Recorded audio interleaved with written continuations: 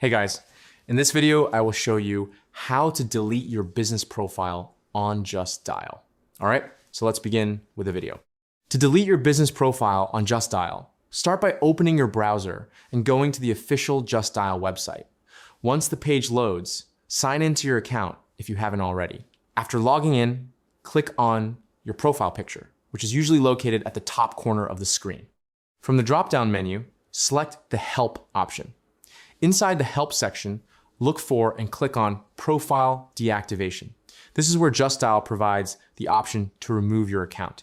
You'll be asked to confirm your decision by checking a box. Go ahead and tick it, then click on Delete Account. After that, you'll need to confirm once more by checking another box and clicking Confirm. As a final security step, Justdial will send you a one-time passcode. Enter this OTP in the required field and click Continue. Once verified, your business profile will be successfully deleted.